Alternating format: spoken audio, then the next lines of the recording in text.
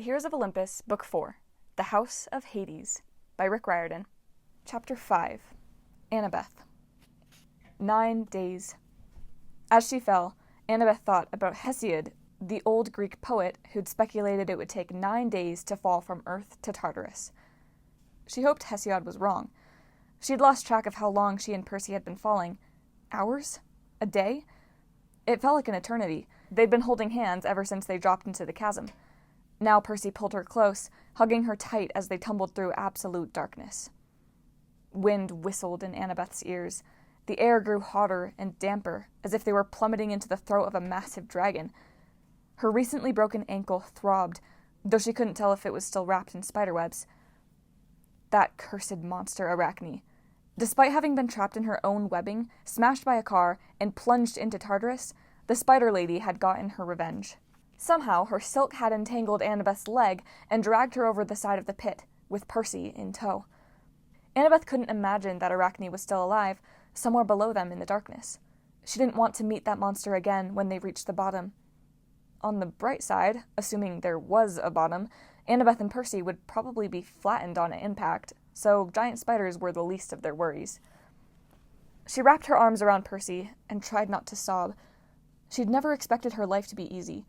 Most demigods died young at the hands of terrible monsters. That was the way it had been since ancient times.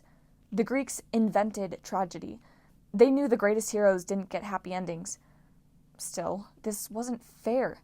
She'd gone through so much to retrieve that statue of Athena. Just when she'd succeeded, when things had been looking up and she'd been reunited with Percy, they had plunged to their deaths. Even the gods couldn't devise a fate so twisted. But Gaia wasn't like other gods. The Earth Mother was older, more vicious, more bloodthirsty. Annabeth could imagine her laughing as they fell into the depths. Annabeth pressed her lips to Percy's ear. "I love you."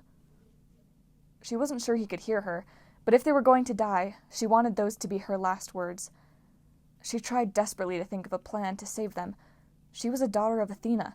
She'd proven herself in the tunnels under Rome, beaten a whole series of challenges with only her wits. But she couldn't think of any way to reverse or even slow their fall.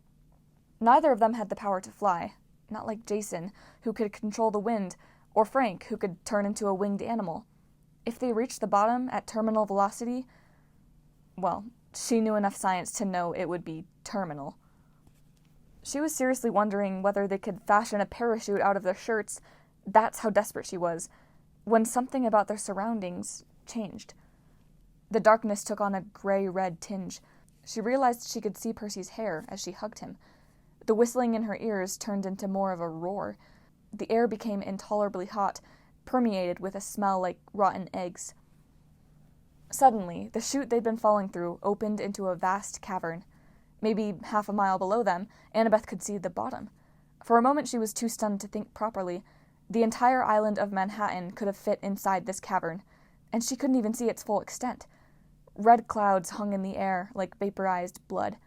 The landscape, at least what she could see of it, was rocky black plains, punctuated by jagged mountains and fiery chasms. To Annabeth's left, the ground dropped off in a series of cliffs, like colossal steps leading deeper into the abyss. The stench of sulfur made it hard to concentrate, but she focused on the ground directly below them and saw a ribbon of glittering black liquid. A river. "Percy!" she yelled in his ear. "Water!" She gestured frantically. Percy's face was hard to read in the dim light. He looked shell-shocked and terrified, but he nodded as if he understood. Percy could control water, assuming that was water below them. He might be able to cushion their fall somehow. Of course, Annabeth had heard horrible stories about the rivers of the underworld. They could take away your memories, or burn your body and soul to ashes. But she decided not to think about that. This was their only chance. The river hurtled toward them. At the last second, Percy yelled defiantly. The water erupted in a massive geyser and swallowed them whole.